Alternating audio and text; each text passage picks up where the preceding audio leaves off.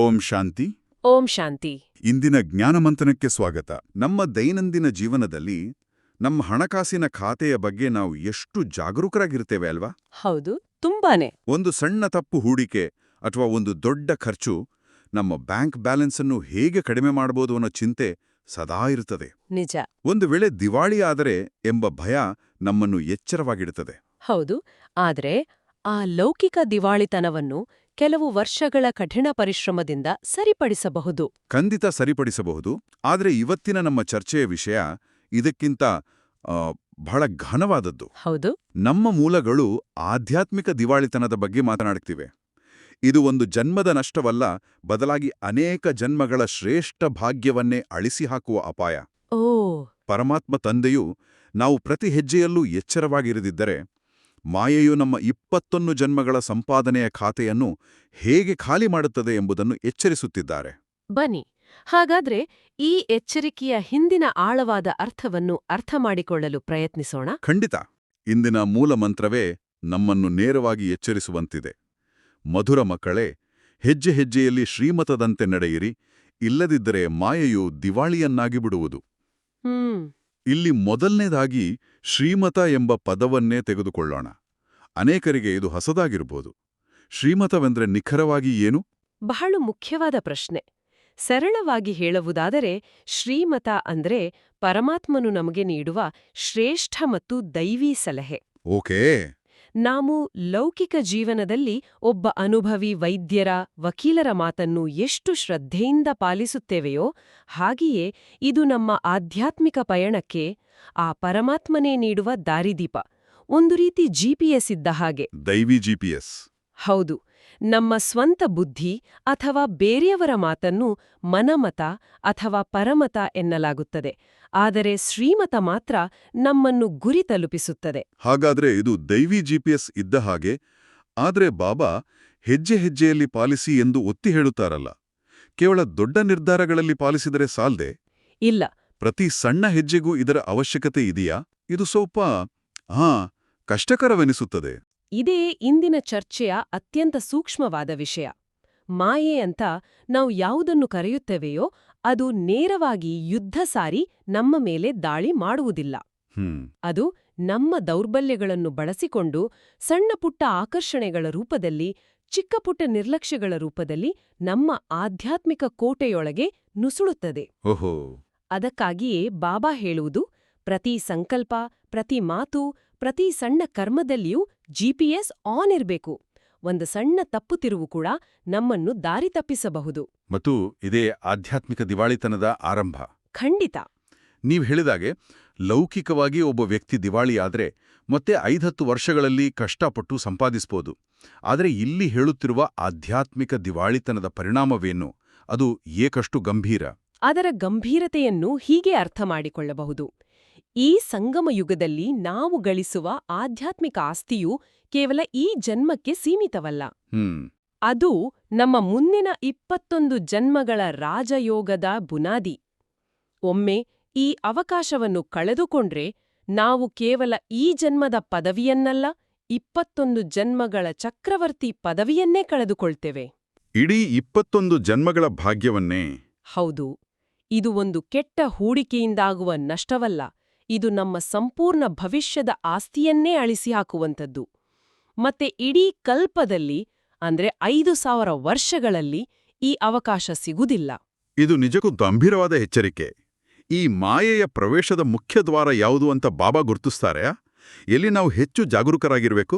ಸ್ಪಷ್ಟವಾಗಿ ಗುರುತಿಸ್ತಾರೆ. ಬಾಬಾ ಹೇಳ್ತಾರೆ, ಈ ಕಣ್ಣುಗಳು ಬಹಳ ಮೋಸ ಮಾಡ್ತವೆ, ಇವನ್ನು ಬಹಳ ಸಂಭಾಳ್ನೆ ಮಾಡ್ಕೊಳ್ಳಿ. ಕಣ್ಣುಗಳು? ಹೌದು.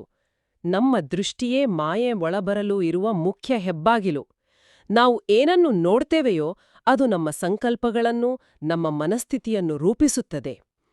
ದೃಷ್ಟಿ ಅಪವಿತ್ರವಾದ್ರೆ ಬುದ್ಧಿಯೂ ಅಪವಿತ್ರವಾಗಿ ವಿಕರ್ಮಗಳ ಖಾತೆ ಆರಂಭವಾಗುತ್ತದೆ. ಹಾಗಾದ್ರೆ ನಮ್ಮ ಕಣ್ಣುಗಳು ಹೊರಗಿನ ಪ್ರವೇಶ ದ್ವಾರವಾದ್ರೆ ನಮ್ಮೊಳಗಿರುವ ಯಾವ ದೌರ್ಬಲ್ಯವನ್ನು ಈ ಮಾಯೆಯು ಬಳಸಿಕೊಳ್ಳುತ್ತದೆ? ನಮ್ಮನ್ನು ಈ ದಿವಾಳಿತನದ ಕಡೆಗೆ ತಳ್ಳುವ ಆಂತರಿಕ ಕಾರಣವಾದರೂ ಏನು? ಅತ್ಯುತ್ತಮ ಪ್ರಶ್ನೆ. ಬಾಬಾ ಇದಕ್ಕಾಗಿಯೇ ಇಂದು ಒಂದು ಪ್ರಶ್ನೆ ಕೇಳುತ್ತಾರೆ. ಯಾವ ಮಕ್ಕಳಿಂದ ಮಾಯೆಯು ಬಹಳ ವಿಕರ್ಮ ಮಾಡಿಸುತ್ತದೆ? ಯಜ್ಞದಲ್ಲಿ ವಿಘ್ನರೂಪ ಯಾರಾಗಿದ್ದಾರೆ? ಈ ಪ್ರಶ್ನೆಯಲ್ಲೇ ಉತ್ತರದ ಸೂಚನೆಯೂ ಇದೆ. ಬಾಬಾ ನಮ್ಮ ಗಮನವನ್ನು ನಮ್ಮ ಅತಿ ಸೂಕ್ಷ್ಮವಾದ ಆದರೆ ಅತಿ ಅಪಾಯಕಾರಿಯಾದ ಶತ್ರುವಿನ ಕಡೆಗೆ ಸೆಳೆಯುತ್ತಿದ್ದಾರೆ. ಆ ಶತ್ರು ಅಹಂಕಾರವೇ? ಹೌದು, ಆದರೆ ಸಾಮಾನ್ಯವಾದ ಹಣ, ಪದವಿಯ ಅಹಂಕಾರವಲ್ಲ. ಇದೊಂದು ಬಹಳ ಸೂಕ್ಷ್ಮವಾದ ಜ್ಞಾನದ ಮಿಥ್ಯಾ ಅಹಂಕಾರ. ಜ್ಞಾನದ ಅಹಂಕಾರ? ಹೌದು. ನನಗೆಲ್ಲ ಗೊತ್ತು, ನಾನಿಷ್ಟು ವರ್ಷಗಳಿಂದ ಜ್ಞಾನದಲ್ಲಿದ್ದೇನೆ, ಈ ಮುರಳಿಯಲ್ಲಿ ಹೊಸದೇನಿದೆ, ನಾನು ಕೇಳಬೇಕಾಗಿಲ್ಲ ಎಂಬ ಸಣ್ಣ ಆಲೋಚನೆಯೇ ಮಾಯೆಯ ದೊಡ್ಡ ಬಲೆ. ಇದು ವಿರೋಧಾಭಾಸದಂತೆ ಕೇಳಿಸುತ್ತದೆ. ಜ್ಞಾನವೇ ನಮ್ಮ ಶಕ್ತಿಯಾಗಬೇಕಲ್ಲವೇ? ನಮ್ಮನ್ನು ರಕ್ಷಿಸಬೇಕಾದ ಜ್ಞಾನವೇ ನಮಗೆ ಹೇಗೆ ಬಲೆಯಾಗುತ್ತದೆ? ನೀವು ಕೇಳಿದ ಪ್ರಶ್ನೆಯಲ್ಲೇ ಇದರ ರಹಸ್ಯ ಅಡಗಿದೆ. ಜ್ಞಾನವು ಒಂದು ಶಕ್ತಿಶಾಲಿ ಕಾರು ಇದ್ದ ಹಾಗೆ, ಆದರೆ ಶ್ರೀಮತವು ಆ ಕಾರಿಗಿರುವ ಜಿಪಿಎಸ್. ಓಕೆ. ನನಗೆ ದಾರಿ ಗೊತ್ತು, ನನಗೆ ಜಿಪಿಎಸ್ ಬೇಕಾಗಿಲ್ಲ ಎಂಬ ಅಹಂಕಾರ ಬಂದ ಕ್ಷಣ ನಾವು ಜಿಪಿಎಸ್ ಆಫ್ ಮಾಡಿ ನಮ್ಮ ಸ್ವಂತ ದಾರಿಯಲ್ಲಿ ಹೊರಡುತ್ತೇವೆ. ಕಾರು ಎಷ್ಟೇ ಶಕ್ತಿಶಾಲಿಯಾಗಿದ್ರೂ ದಾರಿ ತಪ್ಪುವುದು ಖಚಿತ ಅಲ್ವಾ? ಹೌದು, ಖಚಿತ. ಜ್ಞಾನದ ಅಹಂಕಾರ ಬಂದಾಗ ನಾವು ಜ್ಞಾನಸಾಗರನಾದ ತಂದೆಯಿಂದ ನಮ್ಮ ಬುದ್ಧಿಯೋಗದ ಸಂಪರ್ಕವನ್ನು ಕಡಿದುಕೊಳ್ಳುತ್ತೇವೆ. ಚಾರ್ಜಿಂಗ್ ನಿಂತು ಹೋಗ್ತದೆ. ಆಗ ಮಾಯೆ ಬಹಳ ಸುಲಭವಾಗಿ ನಮ್ಮನ್ನು ಸೋಲಿಸುತ್ತದೆ. ಮತ್ತು ಈ ಅಹಂಕಾರವೇ ಯಜ್ಞದಲ್ಲಿ ವಿಘ್ನ ಆಗುತ್ತದೆ ಎಂದು ಬಾಬಾ ಹೇಳುತ್ತಾರೆ. ಯಜ್ಞ ಎಂದ್ರೆ ಇಲ್ಲಿ ಒಂದು ಸಾಮೂಹಿಕ ಆಧ್ಯಾತ್ಮಿಕ ಪ್ರಯತ್ನ ಅಲ್ವಾ? ಅಲ್ಲಿ ಈ ಅಹಂಕಾರ ಹೇಗೆ ಅಡ್ಡಿಯಾಗುತ್ತದೆ? ನಿಖರವಾಗಿ ಯಜ್ಞ ಅಂದ್ರೆ ಈ ಇಡೀ ವಿಶ್ವವನ್ನು ಪಾವನ ಮಾಡುವ ದೈವಿ ಸೇವೆ. ಅಹಂಕಾರ ಬಂದಾಗ ನಮ್ಮ ಗಮನ ಸ್ವಚಿಂತನೆಯಿಂದ ಪರಚಿಂತನೆಗೆ ಹೊರಳುತ್ತದೆ. ನನ್ನನ್ನು ನಾನು ತಿದ್ದುಕೊಳ್ಳುವ ಬದಲು ಇವರು ಹೀಗೇಕೆ ಮಾಡುತ್ತಿದ್ದಾರೆ, ವ್ಯವಸ್ಥೆ ಸರಿಯಿಲ್ಲ, ಅವರು ಹೇಳಿದ್ದು ತಪ್ಪು ಅಂತ ಇತರರ ತಪ್ಪುಗಳನ್ನು ನೋಡುವುದರಲ್ಲೇ ನಮ್ಮ ಸಮಯ ಮತ್ತು ಶಕ್ತಿ ವ್ಯರ್ಥವಾಗುತ್ತದೆ. ಸರಿ ಸರಿ. ಇದು ಯಜ್ಞದ ಪ್ರಗತಿಗೆ ದೊಡ್ಡ ಅಡಚಣೆಯಾಗುತ್ತದೆ, ಅಂದ್ರೆ ವಿಘ್ನವಾಗುತ್ತದೆ. ಹಾಗಾದರೆ ಈ ಆಂತರಿಕ ಶತ್ರುವಾದ ಅಹಂಕಾರದಿಂದ ನಮ್ಮನ್ನು ನಾವು ರಕ್ಷಿಸಿಕೊಳ್ಳಲು ಬಾಬಾ ನೀಡುವ ರಕ್ಷಾಕವಚವಾದ್ರೂ ಏನು? ಅದಕ್ಕೆ ಬಾಬಾ 3 ದೈವೀ ಸಂಬಂಧಗಳನ್ನು ನೆನಪಿಸುತ್ತಾರೆ: ತಂದೆ, ಶಿಕ್ಷಕ ಮತ್ತು ಸದ್ಗುರು. ತಂದೆ, ಶಿಕ್ಷಕ, ಸದ್ಗುರು. ಹೌದು, ಈ 3 ಸಂಬಂಧಗಳ ಅನುಭೂತಿಯಲ್ಲೇ ನಮ್ಮ ಸುರಕ್ಷತೆ ಅಡಗಿದೆ. ನಾವು ದೇವರನ್ನು ನಮ್ಮ ತಂದೆ ಎಂದು ನೆನಪು ಮಾಡಿದಾಗ ಆತನ ಪ್ರೀತಿ ಮತ್ತು ಪಾಲನೆಯ ಅನುಭವವಾಗುತ್ತದೆ. ಅಲ್ಲಿ ಅಹಂಕಾರಕ್ಕೆ ಜಾಗವಿಲ್ಲ. ಶಿಕ್ಷಕನ ರೂಪದಲ್ಲಿ ನೆನಪು ಮಾಡಿದಾಗ ನಾವು ಸದಾ ವಿದ್ಯಾರ್ಥಿಗಳಾಗಿರುತ್ತೇವೆ, ಕಲಿಯುವ ತವಕವಿರುತ್ತದೆ. ಸದ್ಗುರುವಾಗಿ ನೆನಪಿಸಿದಾಗ ಸಂಪೂರ್ಣ ಶರಣಾಗತಿಯ ಭಾವ ಬರುತ್ತದೆ. ಈ 3 ಸಂಬಂಧಗಳ ನಿರಂತರ ಸ್ಮೃತಿಯೇ ಅಹಂಕಾರವನ್ನು ದೂರವಿಡುವ ಶ್ರೇಷ್ಠ ಉಪಾಯ. ಖಂಡಿತ. ಇದನ್ನೇ ಸಹಜ ಯೋಗ ಅಥವಾ ಯಾತ್ ಎಂದು ಕರೆಯುವುದು. ಆದರೆ ಅನೇಕರು ಯೋಗವೆಂದರೆ ಕಣ್ಣು ಮುಚ್ಚಿ ಒಂದು ಕಡೆ ಕುಳಿತುಕೊಳ್ಳೋದು, ಧ್ಯಾನ ಮಾಡೋದು ಎಂದು ಭಾವಿಸುತ್ತಾರೆ. ಆದರೆ ಬಾಬಾ ಇಲ್ಲಿ ಯೋಗ ಮತ್ತು ಧ್ಯಾನದ ನಡುವೆ ಒಂದು ಸ್ಪಷ್ಟವಾದ ವ್ಯತ್ಯಾಸವನ್ನು ಹೇಳ್ತಾರಲ್ವಾ? ಹೌದು, ಮತ್ತು ಈ ವ್ಯತ್ಯಾಸವನ್ನು ಅರ್ಥಮಾಡಿಕೊಳ್ಳೋದು ಬಹಳ ಮುಖ್ಯ. ಬಾಬಾ ಹೇಳುವ ಯೋಗವೆಂದರೆ ನೆನಪು ಅಥವಾ ಸಂಬಂಧ. ನೆನಪು ಇದು ನಿರಂತರವಾದದ್ದು. ಕಣ್ಣು ತೆರೆದು ನಮ್ಮ ದಿನನಿತ್ಯದ ಕೆಲಸ ಕಾರ್ಯಗಳನ್ನು ಮಾಡುತ್ತಾ, ನಡೆಯುತ್ತಾ, ತಿರುಗಾಡುತ್ತಾ ತಂದೆಯೊಡಿಗೆ ಬುದ್ಧಿಯೋಗವನ್ನು ಜೋಡಿಸಿರುವುದು. ಆದರೆ ಧ್ಯಾನವೆನ್ನುವುದು ಒಂದು ಸ್ಥಿತಿ. ಅದರಲ್ಲಿ ಅನೇಕರು ದಿವ್ಯಾನುಭವಗಳ, ಸಾಕ್ಷಾತ್ಕಾರಗಳ ಇಚ್ಛೆಯನ್ನು ಇಟ್ಟುಕೊಳ್ಳುತ್ತಾರೆ. ಮತ್ತು ಆ ಅನುಭವಗಳ ಮೇಲಿನ ಆಸೆಯೇ ಅಪಾಯಕಾರಿ ಅಂತ ಬಾಬಾ ಎಚ್ಚರಿಸ್ತಾರೆ. ಹೌದು. ಇಚ್ಛಾ ಮಾತ್ರಂ ಅವಿದ್ಯಾ ಎಂಬ ಮಹಾವಾಕ್ಯವನ್ನು ಹೇಳ್ತಾರೆ. ಅಂದ್ರೆ ಯಾವುದೇ ರೀತಿಯ ಇಚ್ಛೆ ಅದು ದಿವ್ಯಾನುಭವಗಳದ್ದೇ ಆಗಿದ್ರೂ ಅದು ಮಾಯೆಗೆ ದಾರಿ ಮಾಡಿಕೊಡ್ತದೆ. ನಮ್ಮ ಗುರಿ ತಂದೆಯಾಗಬೇಕೇ ಹೊರತು ಅವರಿಂದ ಸಿಗುವ ಅನುಭವಗಳಲ್ಲ. ಖಂಡಿತ. ತಂದೆಯ ನೆನಪು ಕಾಯ್ದೆ ಅನುಸಾರ, ಅಂದ್ರೆ ನಿಯಮಬದ್ಧವಾಗಿರಬೇಕು. ನಾನು ನನ್ನದೇ ಆದ ರೀತಿಯಲ್ಲಿ ನೆನಪು ಮಾಡುತ್ತೇನೆ, ಅನುಭವಗಳನ್ನು ಪಡೆಯುತ್ತೇನೆ ಅಂತ ಹೊರಟ್ರೆ ಅಲ್ಲಿ ಶ್ರೀಮತದ ಬದಲು ಮನಮತ ಬಂದಂತಾಯಿತು. ಮನಮತ ಬಂದ ತಕ್ಷಣ ಮಾಯೆಯೂ ನಮ್ಮನ್ನು ಬಿಳಿಸಿಬಿಡುತ್ತದೆ. ಈ ಶ್ರೀಮತದ ನಿಯಮವನ್ನು ಉಲ್ಲಂಘಿಸುವುದರ ಪರಿಣಾಮ ಎಷ್ಟು ಗಂಭೀರವಾಗಿರುತ್ತದೆ ಎನ್ನುವುದಕ್ಕೆ ಬಾಬಾ ಒಂದು ಜಾನಪದ ಗಾದೆಯ ಆಧ್ಯಾತ್ಮಿಕ ರಹಸ್ಯವನ್ನು ಬಿಚ್ಚಿಡುತ್ತಾರೆ. ಗಜವನ್ನು ಗ್ರಾಹ ತಿಂದಿತು ಎಂದು. ಹೌದು. ಇದು ಕೇಳಲು ಒಂದು ಕಥೆಯಂತಿದೆ, ಆದರೆ ಇದರ ಹಿಂದಿನ ಗೂಢಾರ್ಥವೇನು? ಇದು ಅತ್ಯಂತ ಆಳವಾದ ದೃಷ್ಟಾಂತ. ಇಲ್ಲಿ ಗಜ ಅಥವಾ ಆನೆ ಅಂದ್ರೆ ಜ್ಞಾನದಲ್ಲಿ ಬಹಳ ಶಕ್ತಿಶಾಲಿಯಾದ, ಸೇವೆ ಮಾಡುವ, ಎಲ್ಲರಿಗೂ ಆದರ್ಶಪ್ರಾಯವಾಗಿ ಕಾಣುವ ಆತ್ಮ. ಓಕೆ. ಎಲ್ಲರೂ ಅವರನ್ನು ನೋಡಿ ಇವರು ಎಷ್ಟು ಚೆನ್ನಾಗಿ ಪುರುಷಾರ್ಥ ಮಾಡುತ್ತಿದ್ದಾರೆ, ಎಷ್ಟು ಸ್ಥಿರವಾಗಿದ್ದಾರೆ ಅಂತ ಭಾವಿಸಿರುತ್ತಾರೆ.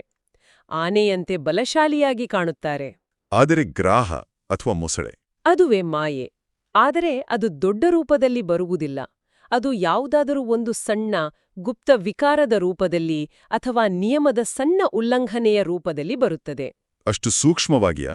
ಹೌದು. ಅದು ಅಡಗಿರುವ ಕಾಮದ ಸಂಕಲ್ಪವಾಗಿರಬಹುದು, ಸೂಕ್ಷ್ಮ ಅಹಂಕಾರವಾಗಿರಬಹುದು, ಅಥವಾ ಪರಚಿಂತನೆಯ ಕೆಟ್ಟ ಅಭ್ಯಾಸವಾಗಿರಬಹುದು. ಆ ಸಣ್ಣ ದೌರ್ಬಲ್ಯವೇ ನೀರಿನೊಳಗಿರುವ ಮೊಸಳೆಯಂತೆ ಸಮಯ ಕಾಯುತ್ತಾ ಸರಿಯಾದ ಸಮಯದಲ್ಲಿ ಆ ಜ್ಞಾನಿ, ಸೇವಾಧಾರಿ ಎನಿಸಿಕೊಂಡ ಗಜರೂಪಿ ಆತ್ಮವನ್ನು ಸಂಪೂರ್ಣವಾಗಿ ನುಂಗಿಬಿಡ್ತದೆ. ಅಂದ್ರೆ ಪುರುಷಾರ್ಥದಿಂದ ಕೆಳಗೆ ಬೀಳಿಸ್ಬಿಡ್ತದೆ. ಹೌದು. ಈ ಉದಾಹರಣೆ ನಿಜಕ್ಕೂ ಎದೆ ನಡುಗಿಸುವಂತಿದೆ. ಇದು ನಾವು ಕೇಳುವ ಲೌಕಿಕ ಕಥೆಗಳಂತಿದೆ ಅಲ್ವಾ? ಅತ್ಯಂತ ಯಶಸ್ವಿ ಉದ್ಯಮಿಗಳು ಯಾವುದೋ ಒಂದು ಗುಪ್ತವಾದ ದೌರ್ಬಲ್ಯದಿಂದಾಗಿ ಒಂದೇ ದಿನದಲ್ಲಿ ಎಲ್ಲವನ್ನೂ ಕಳೆದುಕೊಂಡ ಉದಾಹರಣೆಗಳಿವೆ. ಖಂಡಿತ. ಅದೇ ನಿಯಮ ಇಲ್ಲಿ ಆಧ್ಯಾತ್ಮಿಕ ಸ್ತರದಲ್ಲಿಯೂ ಅನ್ವಯಿಸುತ್ತದೆ. ಅದಕ್ಕಾಗಿಯೇ ಬಾಬಾ ಇನ್ನೊಂದು ಆಘಾತಕಾರಿ ಮಾತನ್ನು ಹೇಳುತ್ತಾರೆ. ಏನು? ದೇವತೆಗಳಾಗುತ್ತಾ ಮತ್ತೆ ಅಸುರರಾಗಿ ಬಿಡುತ್ತಾರೆ. ಹಬ್ಬ. ಇದರರ್ಥ ಮಾಯೆಯು ಕೊನೆಯ ಕ್ಷಣದವರೆಗೂ ನಮ್ಮ ಮೇಲೆ ದಾಳಿ ಮಾಡಲು ಕಾಯುತ್ತಿರುತ್ತದೆ. ಪುರುಷಾರ್ಥದ ದಾರಿಯಲ್ಲಿ ಸಣ್ಣ ನಿರ್ಲಕ್ಷ್ಯಕ್ಕೂ ಇಲ್ಲಿ ಜಾಗವಿಲ್ಲ. ಈ ಇಡೀ ಚರ್ಚೆಯು ನಮ್ಮ ಆತ್ಮದ ಮಹಾಯಾತ್ರೆಯ ಕಥೆಯಂತೆ ಭಾಸವಾಗುತ್ತಿದೆ. ಇಡೀ ಕಲ್ಪದಲ್ಲಿ ಅಂದ್ರೆ 5000 ವರ್ಷಗಳಿಂದ ನಾವು ಇಳಿಯುವ ಕಲೆಯನ್ನು ಮಾತ್ರ ಅನುಭವಿಸಿದ್ದೇವೆ. ಹೌದು. ಸತೋಪ್ರಧಾನ ಅಂದ್ರೆ 100% ಶುದ್ಧ ಸ್ಥಿತಿಯಿಂದ ನಿರಂತರವಾಗಿ ಸತೋ, ರಜೋ, ತಮೋ ಸ್ಥಿತಿಗಳಿಗೆ ಇಳಿತಲೇ ಬಂದಿದ್ದೇವೆ. ಹೌದು. ಈಗ ಈ ವಿಶೇಷವಾದ ಸಂಗಮ ಯುಗದಲ್ಲಿ ಅಂದ್ರೆ ಕಲ್ಪದ ಅಂತ್ಯ ಮತ್ತು ಹೊಸ ಕಲ್ಪದ ಆರಂಭದ ನಡುವಿನ ಈ ಸಂಧಿಕಾಲದಲ್ಲಿ ಪರಮಾತ್ಮ ತಂದೆಯು ನಮಗೆ ಏರುವ ಕಲೆಯನ್ನು ಕಲಿಸುತ್ತಿದ್ದಾರೆ. ಹೌದು. ಪುನಃ ತಮೋಪ್ರಧಾನ ಅಂದ್ರೆ ಸಂಪೂರ್ಣ ಬರಿದಾದ ಸ್ಥಿತಿಯಿಂದ ಸತೋಪ್ರಧಾನ ಸ್ಥಿತಿಗೆ ಏರುವ ಪುರುಷಾರ್ಥವನ್ನು ಮಾಡಿಸುತ್ತಿದ್ದಾರೆ. ಹಾಗಾದ್ರೆ ಈ ಏರುವ ಕಲೆಯ ಪ್ರಮುಖ ಸಾಧನ ಅಥವಾ ಮೂಲಾಧಾರ ಯಾವುದು? ಅದರ ಮೂಲಾಧಾರವೇ ಬೇಹದ್ದಿನ ವೈರಾಗ್ಯ. ಬೇಹದ್ದಿನ ವೈರಾಗ್ಯ ಅಂದ್ರೆ ಅಪರಿಮಿತ ವೈರಾಗ್ಯ. ಹೌದು. ಇದಕ್ಕೊಂದು ಸುಲಭ ಉದಾಹರಣೆ ಕೊಡ್ತೇನೆ. ನಿಮಗೆ ಮುಂದಿನ ವಾರ ಒಂದು ಸುಂದರವಾದ ಹೊಸ ಬಂಗಲೆಗೆ ಹೋಗೋದು ಖಚಿತವಾಗಿದೆ ಅಂದುಕೊಳ್ಳಿ. ಆಗ ನೀವು ಈಗಿರುವ ಬಾಡಿಗೆ ಮನೆಯಲ್ಲಿ ಗೋಡೆಯ ಬಣ್ಣ ಮಾಸಿದೆ ಅಂತ ಹೆಚ್ಚು ತಲೆ ಕೆಡಿಸ್ಕೊಳ್ತೀರಾ? ಇಲ್ಲ, ಖಂಡಿತ ಇಲ್ಲ. ನನ್ನ ಬುದ್ಧಿ ಆಗ್ಲೇ ಹೊಸ ಮನೆಯಲ್ಲಿರ್ತದೆ.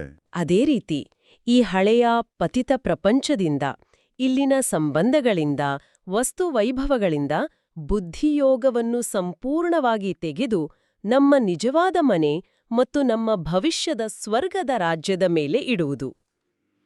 ಅರ್ಥವಾಯ್ತು. ನಿಖರವಾಗಿ ನಮ್ಮ ಬುದ್ಧಿಯಲ್ಲಿ ಕೇವಲ 2 ವಿಳಾಸಗಳು ಸ್ಪಷ್ಟವಾಗಿರಬೇಕು. ಒಂದು, ನಮ್ಮ ಮಧುರವಾದ ನಿಜವಾದ ಮನೆ ಶಾಂತಿಧಾಮ. ಮತ್ತು ಇನ್ನೊಂದು, ನಮ್ಮ ಭವಿಷ್ಯದ 21 ಜನ್ಮಗಳ ರಾಜ್ಯ ಸುಖಧಾಮ ಅಥವಾ ಸ್ವರ್ಗ. ನಮ್ಮ ಬುದ್ಧಿಯೋಗವು ಈ ಹಳೆಯ ಪ್ರಪಂಚದ ಸಮಸ್ಯೆಗಳಿಂದ ಬಿಡುಗಡೆ ಹೊಂದಿ ಈ 2 ವಿಳಾಸಗಳ ಸ್ಮೃತಿಯಲ್ಲಿಯೇ ಇರಬೇಕು. ಈ ಸ್ಥಿತಿಯೇ ಸ್ವದರ್ಶನ ಚಕ್ರಧಾರಿ ಸ್ಥಿತಿ ಅಲ್ಲವೇ? ನಾನು ಯಾರು, ನನ್ನ 84 ಜನ್ಮಗಳ ಕಥೆಯೇನು, ನಾನು ಹೇಗೆ ದೇವತೆಯಾಗಿದ್ದೆ ಮತ್ತು ಈಗ ಮತ್ತೆ ಹೇಗೆ ಆಗುತ್ತಿದ್ದೇನೆ ಎಂಬ ಜ್ಞಾನದ ಚಕ್ರವು ನಿರಂತರವಾಗಿ ಬುದ್ಧಿಯಲ್ಲಿ ತಿರುಗುತ್ತಿದ್ರೆ. ಹೌದು, ತಿರುಗುತ್ತಿದ್ದರೆ ಮಾಯೆಯ ಸಣ್ಣಪುಟ್ಟ ಆಕರ್ಷಣೆಗಳು ಮತ್ತು ವಿಕರ್ಷಣೆಗಳು ನಮ್ಮನ್ನು ಬಾಧಿಸಲು ಸಾಧ್ಯವೇ ಇಲ್ಲ. ಖಂಡಿತ ಸಾಧ್ಯವಿಲ್ಲ. ಏಕೆಂದ್ರೆ ಆಗ ನಾವು ವಿಶ್ವದ ಇತಿಹಾಸ ಮತ್ತು ಭೂಗೋಳದ ಜ್ಞಾನದಲ್ಲಿ ಸ್ಥಿತರಾಗಿರುತ್ತೇವೆ. ನಮಗೆ ತಿಳಿದಿರುತ್ತದೆ, ಈಗ ಸಮಯ ನರಕದಿಂದ ಸ್ವರ್ಗಕ್ಕೆ ಏರುವ ಪಯಣದ್ದೇ ಹೊರತು ಮತ್ತೆ ಇದೇ ಹಳೆಯ ಜಗತ್ತಿನಲ್ಲಿ ಸಿಲುಕುಕೊಳ್ಳುವುದಲ್ಲ. ಈ ಜ್ಞಾನದ ಚಕ್ರವೇ ಮಾಯೆಯ ಪ್ರಭಾವದಿಂದ ನಮ್ಮನ್ನು ರಕ್ಷಿಸುವ ಅದ್ಭುತ ಕವಚವಾಗಿದೆ. ಹಾಗಾದ್ರೆ ಇಂದಿನ ಈ ಆಳವಾದ ಚರ್ಚೆಯ ಸಾರಾಂಶವನ್ನು ನೋಡೋದಾದ್ರೆ 21 ಜನ್ಮಗಳ ಪದಾಮಪತಿಗಳಾಗುಮ ಅಂದ್ರೆ ಕೋಟ್ಯಾಧಿಪತಿಗಳಿಗಿಂತಲೂ ಶ್ರೇಷ್ಠ ಭಾಗ್ಯಶಾಲಿಗಳಾಗುವ ಅವಕಾಶ ನಮ್ಮ ಕೈಯಲ್ಲಿದೆ. ಹೌದು, ನಮ್ಮ ಮುಂದಿದೆ. ಆದರೆ ಅದನ್ನು ಪಡೆಯಲು ಪ್ರತಿ ಹೆಜ್ಜೆಗೂ ಎಚ್ಚರಿಕೆ, ಜ್ಞಾನದ ಹಂಕಾರದಿಂದ ಸಂಪೂರ್ಣ ಮುಕ್ತಿ ಮತ್ತು ಶ್ರೀಮತದ ಅಕ್ಷರಶಃ ಪಾಲನೆ ಅತ್ಯಗತ್ಯ. ಹೌದು. ವಿಶೇಷವಾಗಿ ನಮ್ಮ ದೃಷ್ಟಿಯನ್ನು ಪವಿತ್ರವಾಗಿಟ್ಟುಕೊಂಡು ಕರ್ಮ ಮಾಡುತ್ತಲೇ ಸಹಜ ಯೋಗವನ್ನು ಅಭ್ಯಾಸ ಮಾಡಿ ಮತ್ತು ಈ ಹಳೆಯ ಪ್ರಪಂಚದಿಂದ ಸಂಪೂರ್ಣವಾಗಿ ಬುದ್ಧಿಯೋಗವನ್ನು ತೆಗೆದು ವೈರಾಗ್ಯ ವೃತ್ತಿಯಲ್ಲಿರುವುದೇ ಈ ಭಯಾನಕವಾದ ಆಧ್ಯಾತ್ಮಿಕ ದಿವಾಳಿತನದಿಂದ ಪಾರಾಗುವ ಏಕೈಕ ಮತ್ತು ಶ್ರೇಷ್ಠ ಮಾರ್ಗವಾಗಿದೆ. ಹೌದು. ಕೊನೆಯದಾಗಿ ಒಂದು ಆಲೋಚನೆ ಮೂಡುತ್ತಿದೆ. ಮುರಳಿಯಲ್ಲಿ ಬಾಬಾ ಶ್ರೀಮತದ ದೊಡ್ಡ ಉಲ್ಲಂಘನೆಯು ನಮ್ಮ 21 ಜನ್ಮಗಳ ಭಾಗ್ಯವನ್ನೇ ಕಳೆದುಬಿಡುತ್ತದೆ ಅಂತ ಎಚ್ಚರಿಸ್ತಾರೆ. ಅದು ದೊಡ್ಡ ಅಪಾಯ. ನಿಜ. ಆದರೆ ನಾವು ಯೋಚಿಸಬೇಕಾದ ವಿಷಯವೆಂದರೆ, ನಮ್ಮ ದೈನಂದಿನ ಸಣ್ಣ ಸಣ್ಣ ಸಂಕಲ್ಪಗಳಲ್ಲಿ, ಮಾತುಗಳಲ್ಲಿ ನಾವು ಮಾಡುವ ಶ್ರೀಮತದ ಅತಿ ಸಣ್ಣ ಉಲ್ಲಂಘನೆಗಳಿಂದ, ನಮ್ಮ ಪುರುಷಾರ್ಥದ ಜಮಾಖಾತೆಯಿಂದ ಪ್ರತಿದಿನ ಸ್ವಲ್ಪ ಸ್ವಲ್ಪ ಶಕ್ತಿ ಸೋರಿಕೆಯಾಗುತ್ತಿರಬಹುದೇ? ಬಹಳ ಮಹತ್ವದ ಚಿಂತನೆ. ಪೂರ್ಣ ದಿವಾಳಿಯಾಗುವ ದೊಡ್ಡ ಅಪಾಯದ ಬಗ್ಗೆ ನಾವೆಲ್ಲರೂ ಎಚ್ಚರದಿಂದಿರಲು ಪ್ರಯತ್ನಿಸುತ್ತೇವೆ. ಆದರೆ ಬ್ಯಾಂಕ್ ಖಾತೆಯಿಂದ ಪ್ರತಿದಿನ ಸಣ್ಣ ಮೊತ್ತ ಕಡಿತವಾದರೆ ವರ್ಷದ ಕೊನೆಗೆ ಅದು ದೊಡ್ಡ ಮೊತ್ತವಾಗಿರುವಂತೆ. ಹೌದು. ಈ ಪ್ರತಿದಿನದ ಸಣ್ಣ ಸಣ್ಣ ಸೋರಿಕೆಗಳು ನಮ್ಮ ಆಧ್ಯಾತ್ಮಿಕ ಬ್ಯಾಟರಿಯನ್ನು ನಮಗೇ ತಿಳಿಯದಂತೆ ನಿಧಾನವಾಗಿ ಖಾಲಿ ಮಾಡ್ತಿರಬಹುದು. ಹಾಗಾಗಿ ಸಂಪೂರ್ಣ ದಿವಾಳಿಯಾಗುವ ಆಘಾತಕಾರಿ ಸ್ಥಿತಿ ಬರುವ ಮೊದಲು ಹೌದು, ಪ್ರತಿದಿನ ರಾತ್ರಿ ಮಲಗುವ ಮುನ್ನ ನಮ್ಮ ಈ ಆಧ್ಯಾತ್ಮಿಕ ಖಾತೆಯನ್ನು ಪರಿಶೀಲನೆ ಮಾಡಿಕೊಳ್ಳುವುದು, ನಮ್ಮ ಜಮಾ ಮತ್ತು ಖರ್ಚಿನ ಲೆಕ್ಕವನ್ನು ನೋಡುವುದು ಎಷ್ಟು ಅವಶ್ಯಕ ಅಲ್ವ? ಮಧುರಾತಿ ಮಧುರ ಮಕ್ಕಳಿಗೆ ತಂದೆಯ ನೆನಪು, ಪ್ರೀತಿ ಹಾಗೂ ಸುಪ್ರಭಾತ. ಆತ್ಮೀಯ ಮಕ್ಕಳಿಗೆ ಆತ್ಮೀಯ ತಂದೆಯ ನಮಸ್ತೆ. ಓಂ ಶಾಂತಿ. ಇವತ್ತಿನ ಮುರಳಿಯ ಜ್ಞಾನ ರತ್ನಗಳನ್ನ ಮನನ ಮಾಡಿದ ನಂತರ ಅದರ ಕೊನೆಯ ಭಾಗ ಅಂದ್ರೆ ಅತ್ಯಂತ ಶಕ್ತಿಶಾಲಿ ಭಾಗಗಳಾದ ಧಾರಣೆ, ವರದಾನ, ಸ್ಲೋಗನ್ ಮತ್ತು ಅವ್ಯಕ್ತ ಇಶಾರೆಗಳ ಬಗ್ಗೆ ಸ್ವಲ್ಪ ಆಳವಾಗಿ ಚರ್ಚಿಸೋಣ. ಜ್ಞಾನವನ್ನ ಶಕ್ತಿಯಾಗಿ ಪರಿವರ್ತಿಸುವ ಕಲೆ ಇರೋದೇ ಈ ಭಾಗಗಳಲ್ಲಿ. ಹೌದು, ಇದು ಜ್ಞಾನದ ನಕ್ಷೆಯಿಂದ ನಿಜವಾದ ನಿಧಿಯನ್ನೇ ಹುಡುಕಿ ತೆಗೆದ ಹಾಗೆ. ಖಂಡಿತ. ಇವತ್ತಿನ ಈ ಚರ್ಚೆ ನಮ್ಮ ದೈನಂದಿನ ಪುರುಷಾರ್ಥಕ್ಕೆ ಒಂದು ಸ್ಪಷ್ಟವಾದ ದಿಕ್ಕನ್ನು ಕೊಡುತ್ತೆ ಅಂತ ನನ್ನ ಭಾವನೆ. ಸರಿ, ಹಾಗಾದರೆ ಧಾರಣೆಯ ಮೊದಲ ಮುಖ್ಯ ಅಂಶದಿಂದ ಶುರು ಮಾಡೋಣ. ಅದು ಹೀಗಿದೆ: ತನ್ನ ಮೇಲೆ ಬಹಳ ನಿಯಂತ್ರಣವನ್ನು ಇಟ್ಟುಕೊಳ್ಳಬೇಕು. ಶ್ರೀಮತದಲ್ಲಿ ಎಂದೂ ನಿರ್ಲಕ್ಷ್ಯ ತೋರಬಾರದು. ಬಹಳ ಎಚ್ಚರಿಕೆಯಿಂದ ಇರಬೇಕು. ಎಂದು ಯಾವುದೇ ಕಾಯ್ದೆಯ ಉಲ್ಲಂಘನೆ ಮಾಡಬಾರದು. ಇದು ಕೇಳೋಕೆ ಚೆನ್ನಾಗಿದೆ, ಆದರೆ ಪ್ರಾಕ್ಟಿಕಲ್ ಆಗಿ, ಅಂದ್ರೆ ಕಚೇರಿಯಲ್ಲಿ ಒತ್ತಡ ಇದ್ದಾಗ ಅಥವಾ ಮನೆಯಲ್ಲಿ ಏನೋ ಸಮಸ್ಯೆ ಆದಾಗ ಈ ನಿಯಂತ್ರಣ ಮತ್ತು ಕಾಯ್ದೆ ಪಾಲಿಸೋದು ಹೇಗೆ? ಬಹಳ ಪ್ರಾಯೋಗಿಕವಾದ ಪ್ರಶ್ನೆ. ಇಲ್ಲಿ ಕಾಯ್ದೆ ಅಂದ್ರೆ ಹೊರಗಿನ ಕಾನೂನಲ್ಲ, ಅದು ನಮ್ಮ ಆತ್ಮಿಕ ನಿಯಮ. ಆತ್ಮಿಕ ನಿಯಮ ಅಂದ್ರೆ ಉದಾಹರಣೆಗೆ, ಯಾರಾದ್ರೂ ನಮ್ಮನ್ನು ಟೀಕಿಸಿದಾಗ ಶಾಂತವಾಗಿರೋದು ಶ್ರೀಮತ ಅಂದ್ರ ಶ್ರೇಷ್ಠ ಮತ. ಅದಕ್ಕೆ ಪ್ರತಿಯಾಗಿ ಕೋಪದಿಂದ ಉತ್ತರ ಕೊಡೋದು ಆ ಕಾಯ್ದೆಯ ಉಲ್ಲಂಘನೆ. ಓಹೋ, ಹಾಗೆ. ಹೌದು. ಈ ನಿಯಂತ್ರಣ ತಪ್ಪಿದ್ರೆ, ಮುರಳಿಯಲ್ಲಿ ಹೇಳಿದ ಹಾಗೆ, ಮಾಯೆ ನಮ್ಮ ಜ್ಞಾನದ ಜಮಾಖಾತೆಯನ್ನ ದಿವಾಳಿ ಮಾಡ್ಬಿಡುತ್ತೆ. ನಮ್ಮ ತಾಳ್ಮೆಯೇ ನಮ್ಮ ಆಧ್ಯಾತ್ಮಿಕ ಸಂಪತ್ತು. ಹೌದು. ಅದನ್ನೇ ಮುರಳಿಯಲ್ಲಿ ಸ್ಪಷ್ಟವಾಗಿ ಹೇಳಿರೋದು. ಲೌಕಿಕದಲ್ಲಿ ದಿವಾಳಿಯಾದ್ರೆ 5-6 ವರ್ಷದಲ್ಲಿ ಸರಿ ಹೋಗ್ಬೋದು. ಆದ್ರೆ ಇಲ್ಲಿ 21 ಜನ್ಮಗಳಿಗೆ ದಿವಾಳಿಯಾಗ್ತಾರೆ ಅಂತ. ಇದು ಬಹಳ ಗಂಭೀರವಾದ ಎಚ್ಚರಿಕೆ ಅಲ್ವಾ? ಖಂಡಿತ. ಅಂದ್ರೆ ನಮ್ಮ ಒಂದು ಕ್ಷಣದ ತಪ್ಪು ಪ್ರತಿಕ್ರಿಯೆ ದೀರ್ಘಕಾಲದ ನಷ್ಟಕ್ಕೆ ಕಾರಣ ಆಗಬಹುದು. ಸರಿ, ಈಗ ಧಾರಣೆಯ ಎರಡನೇ ಅಂಶಕ್ಕೆ ಬರೋಣ. ಇದು ನನ್ಗೆ ಸ್ವಲ್ಪ ಗೊಂದಲ ಅನ್ಸತ್ತೆ. ಒಂದು ಕಡೆ ಅಂತರ್ಮುಖಿಯಾಗಿ ಒಬ್ಬ ತಂದೆಯೊಂದಿಗೆ ಬುದ್ಧಿಯೋಗವನ್ನು ಜೋಡಿಸಬೇಕು. ಈ ಪತಿತ ಹಳೆಯ ಪ್ರಪಂಚದಿಂದ ಬೇಹದ್ದಿನ ವೈರಾಗ್ಯವನ್ನಿಡಬೇಕು ಅಂತ ಇದೆ. ಅದರ ಜೊತೆಗೆ ಯಾವ ಕರ್ಮವನ್ನು ನಾನು ಮಾಡುತ್ತೇನೆಯೋ ನನ್ನನ್ನು ನೋಡಿ ಎಲ್ಲರೂ ಮಾಡುತ್ತಾರೆ ಅಂತ ಜವಾಬ್ದಾರಿ ಬಗ್ಗೆನೂ ಹೇಳಲಾಗಿದೆ. ಒಂದು ಕಡೆ ವೈರಾಗ್ಯ, ಇನ್ನೊಂದು ಕಡೆ ಜವಾಬ್ದಾರಿ. ಇದನ್ನ ಹೇಗೆ ಬ್ಯಾಲೆನ್ಸ್ ಮಾಡೋದು? ಒಳ್ಳೆಯ ಪ್ರಶ್ನೆ. ನೋಡಿ, ಬೇಹದ್ದಿನ ವೈರಾಗ್ಯ ಅಂದ್ರೆ ಜವಾಬ್ದಾರಿಗಳನ್ನ ಬಿಟ್ಟು ಓಡಿ ಹೋಗೋದು ಅಂತ ಖಂಡಿತ ಅಲ್ಲ. ಹಾಗಾದ್ರೆ ಬದಲಿಗೆ ನಾವು ಮಾಡುವ ಕೆಲಸದ ಫಲಿತಾಂಶದ ಮೇಲಿರುವ ಮೋಹವನ್ನ ತ್ಯಜಿಸೋದು. ಮನೆಯಲ್ಲಿರ್ಲಿ ಅಥವಾ ಕೆಲಸದಲ್ಲಿರ್ಲಿ, ನಮ್ಮ ಕರ್ತವ್ಯವನ್ನ ನಾನು ನಿಮಿತ್ತ ಅನ್ನೋ ಭಾವದಿಂದ, ಅಂದ್ರೆ ನಾನೊಬ್ಬ ನಟ ಅನ್ನೋ ಸ್ಮೃತಿಯಲ್ಲಿ ಮಾಡಬೇಕು. ಅಂದ್ರೆ ವೈರಾಗ್ಯ ಅನ್ನೋದು ಕ್ರಿಯೆಯಿಂದ ದೂರ ಸರಿಯೋದಲ್ಲ, ಅಲ್ಲ, ಬದಲಿಗೆ ಕ್ರಿಯೆಯ ಫಲದ ಮೇಲಿನ ಆತಂಕದಿಂದ ದೂರ ಸರಿಯೋದು. ನಿಖರವಾಗಿ. ನಮ್ಮ ಆ ಶಾಂತ ಮತ್ತು ಸ್ಥಿರ ಸ್ಥಿತಿಯನ್ನು ನೋಡಿದಾಗ ಬೇರೆಯವರಿಗೂ ಪ್ರೇರಣೆ ಸಿಗುತ್ತೆ. ಹೀಗೆ ನಮ್ಮ ಪ್ರತಿಯೊಂದು ಕರ್ಮವೂ ಒಂದು ಮೌನ ಸೇವೆಯಾಗುತ್ತೆ. ಓಕೆ, ಇದು ಸ್ಪಷ್ಟವಾಯಿತು. ಈಗ ನಮ್ಮ ಚರ್ಚೆಯ ಎರಡನೇ ಭಾಗ ವರದಾನಕ್ಕೆ ಹೋಗೋಣ. ಇವತ್ತಿನ ವರದಾನ ನಮ್ಮನ್ನು ನಿಶ್ಚಿಂತಪುರದ ಚಕ್ರವರ್ತಿ ಅಂತ ಕರೆಯುತ್ತೆ. ಹೌದು.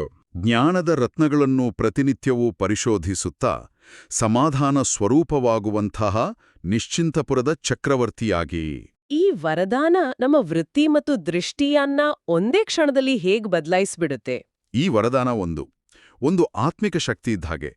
ಜೀವನದಲ್ಲಿ ಸಮಸ್ಯೆಗಳು ಅನ್ನೋ ಕಲ್ಲುಗಳು ಬಂದಾಗ ನಾವು ಸಾಮಾನ್ಯವಾಗಿ ವ್ಯರ್ಥ ಸಂಕಲ್ಪಗಳೆಂಬ ಸುತ್ತಿಗೆಯಿಂದ ಅದನ್ನು ಒಡೆಯೋಕೆ ಪ್ರಯತ್ನ ಮಾಡ್ತೀವಿ. ಹೌದು, ಇದು ಯಾಕಾಯ್ತು, ಹೀಗಾಗ್ಬಾರ್ದಿತ್ತು ಅಂತ ಯೋಚನೆ ಮಾಡ್ತಾ ಇರ್ತೀವಿ. ಆದ್ರೆ ಈ ವರದಾನದಂತೆ ಡ್ರಾಮಾ ಅನ್ನೋ ಶಬ್ದದ ಸ್ಮೃತಿಯಿಂದ ನಾವು ಆ ಸಮಸ್ಯೆಯ ಮೇಲಿಂದ ಜಿಗಿದು ಮುಂದೆ ಹೋಗ್ಬೋದು. ಓಹೋ, ಅದ್ಭುತ ಹೋಲಿಕೆ. ಆಗ ನಮ್ಮ ವೃತ್ತಿ ಚಿಂತೆಯಿಂದ ನಿಶ್ಚಿಂತೆ ಆಗತ್ತೆ ಮತ್ತು ದೃಷ್ಟಿ ಸಮಸ್ಯೆಯಿಂದ ಸಮಾಧಾನದ ಕಡೆಗೆ ತಿರುಗುತ್ತೆ. ಇದೇ ಚಕ್ರವರ್ತಿಯ ಸ್ಥಿತಿ. ಸರಿ, ಈಗ ಮೂರನೇ ಅಂಶಕ್ಕೆ ಬರೋಣ. ಸ್ಲೋಗನ್. ಇವತ್ತಿನ ಸ್ಲೋಗನ್ ಪ್ರತಿಯೊಬ್ಬರಿಗೂ ಗೌರವ ಕೊಡುವುದೇ ಗೌರವವನ್ನು ಮಾಡಿಕೊಳ್ಳುವುದಾಗಿದೆ. ಇದು ನಮ್ಮ ದಿನನಿತ್ಯದ ನಿರ್ಧಾರ ತೆಗೆದುಕೊಳ್ಳುವ ಸಾಮರ್ಥ್ಯವನ್ನ, ಅಂದ್ರೆ ಜಡ್ಜ್ಮೆಂಟ್ ಪವರ್ ಅನ್ನು ಹೇಗೆ ಹೆಚ್ಚಿಸುತ್ತೆ? ಇದು ಬಹಳ ಬಹಳ ಗಹನವಾದ ಮಾತು. ನಾವು ಯಾವುದೇ ನಿರ್ಧಾರ ತೆಗೆದುಕೊಳ್ಳುವಾಗ ಈ ಸ್ಲೋಗನ್ ಅನ್ನು ಸ್ಮೃತಿಯಲ್ಲಿ ಇಟ್ಕೊಂಡ್ರೆ ನಮ್ಮ ನಿರ್ಧಾರ ಸ್ವಾರ್ಥದಿಂದ ಪ್ರೇರಿತ ಆಗೋದಿಲ್ಲ. ಹೇಗೆ? ಒಂದು ಉದಾಹರಣೆ ಕೊಡಬಹುದಾ? ಖಂಡಿತ. ಅಂದುಕೊಳ್ಳಿ, ನೀವೊಬ್ಬ ಟೀಮ್ ಲೀಡರ್. ಒಂದು ಜವಾಬ್ದಾರಿಯನ್ನ ತಂಡದ ಒಬ್ಬರಿಗೆ ಕೊಡಬೇಕು. ಆಗ ನಾವು ಕೇವಲ ಕೆಲಸದ ಬಗ್ಗೆ ಯೋಚಿಸೋದಿಲ್ಲ, ಬದಲಿಗೆ ಪ್ರತಿಯೊಂದು ಆತ್ಮದ ಸ್ವಧರ್ಮ ಮತ್ತು ಅವರ ಪಾತ್ರವನ್ನ ಗೌರವಿಸಿ ನಿರ್ಧಾರ ತೆಗೆದುಕೊಳ್ತೇವೆ. ಓಕೆ, ಅಂದ್ರೆ ಯಾರಿಗೆ ಆ ಕೆಲಸ ಕೊಟ್ರೆ ಅವರ ಆತ್ಮಿಕ ಉನ್ನತಿಗೂ ಸಹಾಯ ಆಗತ್ತೆ ಅಂತ ಯೋಚನೆ ಮಾಡ್ತೀವಿ. ಹೌದು. ಆಗ ನಮ್ಮ ನಿರ್ಣಯ ಶಕ್ತಿ ತೀಕ್ಷ್ಣವಾಗುತ್ತೆ ಮತ್ತು ಸಂಬಂಧಗಳಲ್ಲಿ ಸಾಮರಸ್ಯ ಉಳಿಯುತ್ತೆ. ನಾವು ಗೌರವವನ್ನ ಕೊಟ್ಟಾಗಲೇ ನಮಗೆ ಗೌರವ ಸಿಗೋದು. ಇದು ನಮ್ಮ ಪ್ರಯಾಣದ ಅಂತಿಮ ಮತ್ತು ಬಹುಶಃ ಅತ್ಯಂತ ಆಳವಾದ ಭಾಗಕ್ಕೆ ನಮ್ಮನ್ನ ಕರೆತಂದಿದೆ. ಅವ್ಯಕ್ತ ಇಶಾರೆ. ಇವತ್ತಿನ ಸೂಚನೆ ಹೀಗಿದೆ: ಈ ಅವ್ಯಕ್ತ ಮಾಸದಲ್ಲಿ ಬಂಧನ ಮುಕ್ತರಾಗಿ ಜೀವನ್ಮುಕ್ತ ಸ್ಥಿತಿಯ ಅನುಭವ ಮಾಡಿರಿ. ಈ ಜೀವನ್ಮುಕ್ತ ಸ್ಥಿತಿ ಅಂದ್ರೆ ಏನು? ಶರೀರದಲ್ಲಿ ಇದ್ದುಕೊಂಡೇ ಶರೀರದಿಂದ ಆಚೆ ಇರೋ ಅಶರೀರಿ ಸ್ಥಿತಿಯ ಬಗ್ಗೆನಾ ಇದು? ಖಂಡಿತ. ಜೀವನ ಬಂಧನ ಅಂದ್ರೆ ಏನು ಅಂತ ಮೊದಲು ಅರ್ಥ ಮಾಡ್ಕೋಬೇಕು. ನಮ್ಮ ಕರ್ಮ, ಸಂಬಂಧಗಳು, ಈ ದೇಹ, ಇವೆಲ್ಲದರ ಬಂಧನ. ಹಾಗಾದ್ರೆ ಜೀವನ್ಮುಕ್ತಿ ಅಂದ್ರೆ? ಜೀವನ್ಮುಕ್ತಿ ಅಂದ್ರೆ ಈ ಶರೀರದಲ್ಲಿ, ಈ ಜಗತ್ತಿನಲ್ಲಿ ಕರ್ಮ ಮಾಡ್ತಾ ಆ ಬಂಧನಗಳಿಂದ ಮುಕ್ತವಾಗಿರೋದು. ಸಂಗಮ ಯುಗದಲ್ಲಿ ಮಾತ್ರ ಈ ಅನುಭವ ಸಾಧ್ಯ. ಯಾಕೆ? ಬೇರೆ ಯುಗಗಳಲ್ಲಿ ಯಾಕೆ ಸಾಧ್ಯವಿಲ್ಲ? ನೋಡಿ, ಮುಕ್ತಿಧಾಮದಲ್ಲಿ ಜೀವನ ಇರೋದಿಲ್ಲ. ಸತ್ಯಯುಗದಲ್ಲಿ ಜೀವನ ಇರುತ್ತೆ, ಆದರೆ ಅಲ್ಲಿ ಮುಕ್ತಿಯ ಅನುಭವ ಇರೋದಿಲ್ಲ. ಈ ಎರಡನ್ನೂ ಒಟ್ಟಿಗೆ ಅನುಭವಿಸುವ ಸೌಭಾಗ್ಯ ನಮಗೆ ಈ ಸಂಗಮ ಯುಗದಲ್ಲಿ ಮಾತ್ರ ಸಿಕ್ಕಿದೆ. ಈ ಇಶಾರೆ ಆ ಆಸ್ತಿಯನ್ನ ಪಡ್ಕೊಳ್ಳೋಕೆ ಒಂದು ಆಹ್ವಾನ. ಹಾಗಾದ್ರೆ ಧಾರಣೆಯ ಅಭ್ಯಾಸದಿಂದ ಹಿಡಿದು ಜೀವನ್ಮುಕ್ತಿಯ ಅನುಭವದವರೆಗೆ ಇವತ್ತಿನ ಮುರಳಿಯ ಈ ಅಂತಿಮ ಭಾಗಗಳು ನಮ್ಮ ಪುರುಷಾರ್ಥಕ್ಕೆ ಒಂದು ಸಂಪೂರ್ಣ ಮಾರ್ಗದರ್ಶನ ನೀಡಿವೆ ಅಂತ ಹೇಳ್ಬಹುದು. ಹೌದು. ಇವತ್ತಿನ ಈ ಚರ್ಚೆಯನ್ನು ನಮ್ಮ ಜೀವನದಲ್ಲಿ ಅಳವಡಿಸಿಕೊಳ್ಳಲು ಒಂದು ಸಣ್ಣ ಆಧ್ಯಾತ್ಮಿಕ ಅಭ್ಯಾಸ ಮಾಡೋಣ. ಇಡೀ ದಿನ ಊಟ ಮಾಡುವಾಗ ಅಥವಾ ನಡೆಯುವಾಗ ಈ ಸ್ವಮಾನವನ್ನು ಸ್ಮೃತಿಯಲ್ಲಿಟ್ಕೊಳ್ಳಿ. ಯಾವುದು ಆ ಸ್ವಮಾನ? ನಾನು ಮಾಸ್ಟರ್ ಜ್ಞಾನಸಾಗರ ಆತ್ಮ. ನಾನು ಮಾಸ್ಟರ್ ಜ್ಞಾನಸಾಗರ ಆತ್ಮ. ವಾವ್! ಈ ಒಂದು ಸಂಕಲ್ಪ ಇವತ್ತಿನ ವರದಾನದ ಶಕ್ತಿಯನ್ನ ನಮ್ಮೊಳಗೆ ಜಾಗೃತಗೊಳಿಸುತ್ತೆ ಅಲ್ವಾ? ಹೌದು. ನಿಶ್ಚಿಂತಪುರದ ಚಕ್ರವರ್ತಿಯ ಸ್ಥಿತಿಯ ಅನುಭವ ಮಾಡಿಸುತ್ತೆ. ಇಂದಿನ ದಿನವಿಡೀ ನಾವು ಚರ್ಚಿಸಿದ ಈ ಅವ್ಯಕ್ತ ಸ್ಥಿತಿಯನ್ನು ಅನುಭವಿಸಲು ಪ್ರಯತ್ನಿಸೋಣ ಮತ್ತು ಬಾಬಾರವರ ವರದಾನದ ಹಸ್ತ ಸದಾ ನಮ್ಮ ತಲೆಯ ಮೇಲಿದೆ ಎಂಬ ಸ್ಮೃತಿಯಲ್ಲಿರೋಣ. ನಿಜ. ಇಂದಿನ ಈ ಚರ್ಚೆ ಎಲ್ಲರ ಆಧ್ಯಾತ್ಮಿಕ ಪಯಣಕ್ಕೆ ಸಹಕಾರಿಯಾಗಿದೆ ಎಂದು ನಾವು ನಂಬುತ್ತೇವೆ. ಎಲ್ಲರಿಗೂ ಈ ನಮ್ಮ ಮಾತುಕತೆ ಇಷ್ಟವಾದಲ್ಲಿ ದಯವಿಟ್ಟು ಈ ಜ್ಞಾನದ ಅಮೃತವನ್ನು ತಮ್ಮ ಆತ್ಮೀಯರಿಗೂ ಶೇರ್ ಮಾಡಿ. ಹೌದು. ಮತ್ತು ಇಂತಹ ದೈನಂದಿನ ಮುರಳಿ ಮಂಥನಕ್ಕಾಗಿ ನಮ್ಮ ಶಿವವಾಣಿ ಚಾನೆಲ್ ಅನ್ನು ಸಬ್ಸ್ಕ್ರೈಬ್ ಮಾಡಲು ಮರೆಯಬೇಡಿ. ಹಾಗಾದರೆ ನಾಳೆ ಮತ್ತೆ ಭೇಟಿಯಾಗೋಣ. ಅಲ್ಲಿಯವರೆಗೆ ಬಾಬಾರವರ ಸಿಹಿ ನೆನಪಿನಲ್ಲಿರಿ. ಓಂ ಶಾಂತಿ. ಓಂ ಶಾಂತಿ. ಓಂ ಶಾಂತಿ.